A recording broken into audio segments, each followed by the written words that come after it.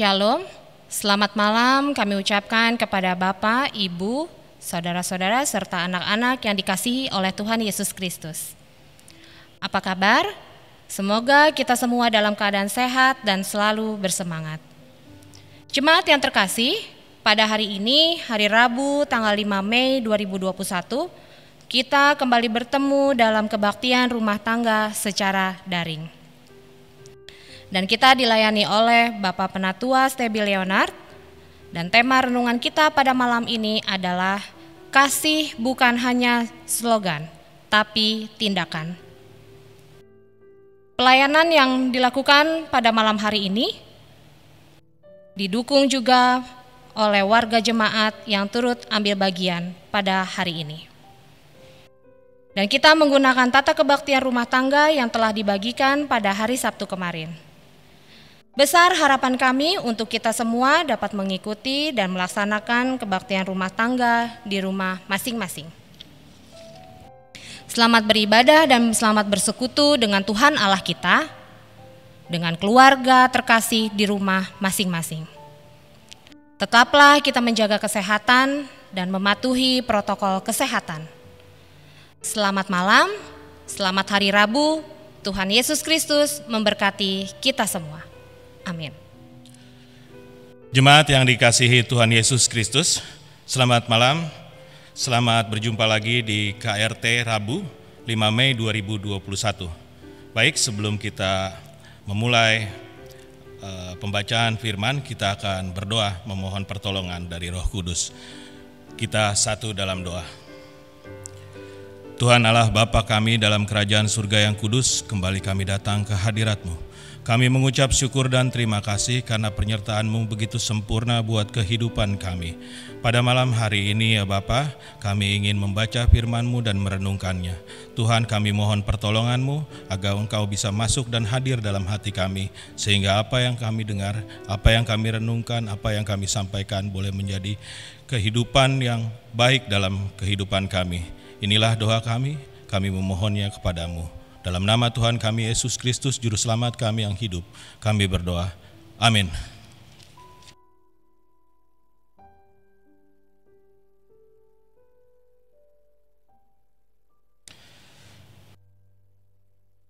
Pembacaan Alkitab kita pada malam hari ini diambil dari 1 Yohanes 4 ayat 7 sampai 21.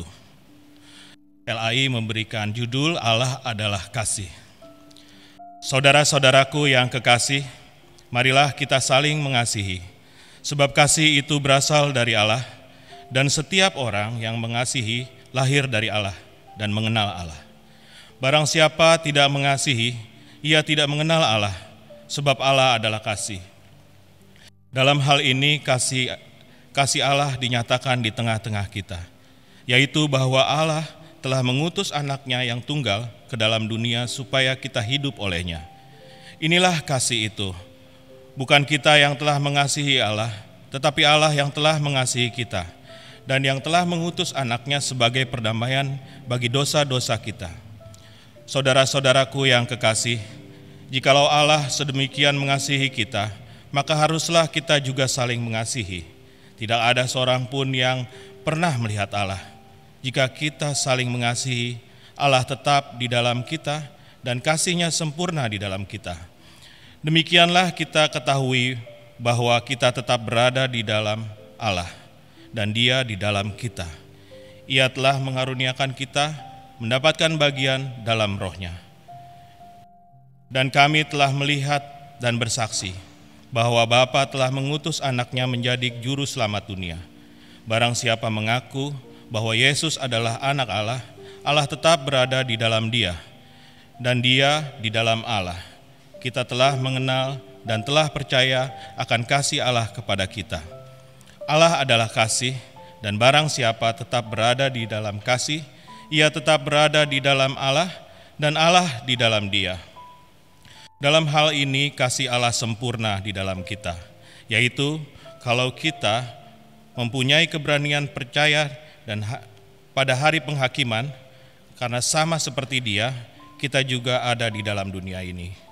Di dalam kasih tidak ada ketakutan. Kasih yang sempurna melenyapkan ketakutan, sebab ketakutan mengandung hukuman, dan barang siapa takut, ia tidak sempurna di dalam kasih. Kita mengasihi karena Allah lebih dulu mengasihi kita. Jikalau seorang berkata, "Aku mengasihi Allah," dan ia membenci saudaranya, maka ia adalah pendusta. Karena barang siapa tidak mengasihi saudaranya yang dilihatnya, tidak mungkin mengasihi Allah yang dilihatnya. Dan perintah ini kita terima dari Dia. Barang siapa mengasihi Allah, ia harus juga mengasihi saudaranya. Demikian firman Tuhan. Yang berbahagia adalah setiap orang yang mendengarkan firman Tuhan serta memelihara dalam kehidupannya setiap hari. Haleluya. Jemaat yang dikasihi Tuhan Yesus Kristus, salam sejahtera buat kita semua. Konon energi yang diperlukan untuk mengayuh sebuah tongkat golf dan sebuah cangkul sama besarnya.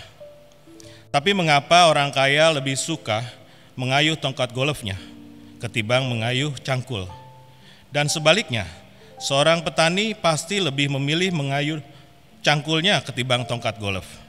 Tentunya sudah dapat diduga oleh kita bersama-sama bahwa orang-orang kaya mengayuh tongkat golfnya untuk kesenangan, hobi, dan prestis. Sedangkan Pak petani lebih memilih mengayuh cangkulnya untuk nafkah dan kelangsungan hidupnya. Begitupun apabila kita yang sudah pernah naik gunung, kita akan menjumpai pedagang kopi, teh, bahkan nasi uduk yang ada di puncak gunung. Tentu saja bagi pendaki dan pedagang diperlukan energi yang sama saat mendaki gunung dengan beban yang harus dibawa. Tetapi punya maksud yang berbeda dalam melakukan pendakian. Inilah letak motivasi. Motivasi adalah energi penggerak dan pendorong umat manusia untuk melakukan sesuatu tindakan tertentu. Karena itu bisa saja terjadi dua orang melakukan tindakan yang sama, namun dengan motivasi yang berbeda. Motivasi memang tidak mudah begitu saja dikenali, namun dapat direfleksikan. Bapak, Ibu, Saudara yang dikasihi Tuhan Yesus Kristus, bacaan kita pada hari ini adalah bagian teks tulisan Yohanes yang memuat pokok pikiran yang sangat padat dan rapat, membahas tentang kasih. Menurut penulis 1 Yohanes, Allah adalah sumber segala kasih, dan manusia yang mengasihi berasal dari Allah yang mengenal Allah. Sebaliknya, manusia yang tidak mengasihi pastilah tidak mengenal Allah. Logika 1 Yohanes ini menarik, karena menyatakan bahwa Allah lah yang harus menjadi motivasi dasar bagi manusia untuk mengasihi. Lebih lanjut, penulis bahkan menegaskan, jika ada orang yang mengaku mengasihi Allah namun membenci saudaranya, ia adalah pendusta. Kita bisa lihat dari ayatnya yang ke-20. Jadi, pengenalan akan Allah secara otomatis membuat manusia berpikir dan bertindak berdasarkan kasih. Dari sini jelas bahwa kasih bukan sekedar slogan. Kasih tidak cukup hanya dikhotbahkan, didiskusikan dan dibicarakan saja. Kasih harus diwujudkan dan dibuktikan. Sejak dari pikiran, perkataan, dan berlanjut kepada tindakan kita. Tema renungan kita yang diambil dari DPA Sinode pada hari ini adalah kasih bukanlah slogan, tapi tindakan. Terutama dalam situasi krisis kemanusiaan, sebagai dampak dari pandemi COVID-19 yang berkepanjangan, ditambah dengan banyaknya bencana alam di dalam negeri kita tercinta ini, kondisi ini mencerminkan bahwa betapa rapuh dan terbatasnya manusia sebagai makhluk ciptaan Tuhan. Dalam kondisi ini ada banyak orang yang membutuhkan tindakan nyata dari kasih kita. Dan di dalam kerapuhan tersebut, kita yakin bahwa Allah tidak akan membiarkan kita dalam kerapuhan dan kerentanan kita. Ia adalah Allah yang mencintai kehidupan, bukan kematian. Itulah sebabnya Ia pun rela memasuki kerapuhan manusia dan rela menderita dalam penderitaan putranya Yesus Kristus untuk mengalami kerapuhan dan kerentanan kita. Kita percaya Allah kita adalah Allah yang penuh belas kasih. kasih derita, demikian ungkap C.S. Song. C.S. Song ini adalah teolog Asia. C.S. Song nama kepanjangannya Chon Seng Song. Dalam bukunya, Allah yang turut menderita, Allah penuh kasih, itu sedang menderita dan menangis bersama kita. Di tengah-tengah krisis kemanusiaan yang kita hadapi, kita harus berakar dalam iman dan pengharapan kepada Allah dalam Yesus Kristus Tuhan kita, agar kehidupan yang menyelamatkan kita mendasarkan kasih-Nya. Hiduplah dalam iman pengharapan, sehingga kita dapat bertindak secara rasional dan berhikmat dalam membagi kasih penyelamatan Allah yang tak bertepi dalam situasi krisis global sekarang.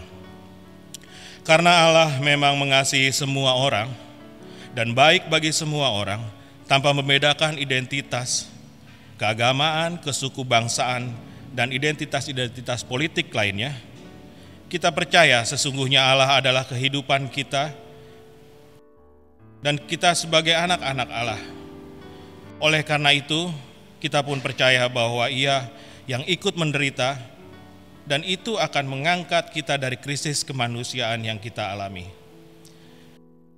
Sehingga kondisi saat ini tidak lagi berkuasa atas hidup kita, melainkan kasih Allah yang bertepi itulah yang berkuasa atas kehidupan kita setiap hari. Bapak, Ibu, Saudara yang dikasihi Tuhan Yesus Kristus, untuk menjadi perenungan dan penghayatan kita dalam kehidupan kita, ada beberapa yang harus kita renungkan. 1, saudara-saudara, apakah yang menjadi sumber energi dan penggerak hidup kita selama ini? Jika kita belum sempat memikirkannya, mari sejenak kita mencari waktu khusus untuk merefleksikan nilai diri kita sendiri. Sudahkah Allah benar-benar menjadi sumber motivasi dalam kita menjalani hidup kita sehari-hari? Yang kedua, apakah kasih Allah yang kita kenal dan hayati selama ini baru dalam lingkup slogan saja atau sudah dalam bentuk tindakan nyata? Terakhir, coba kita buat analisa situasi secara sederhana. Peristiwa atau kejadian apa yang sedang terjadi dan dialami di sekitar kita.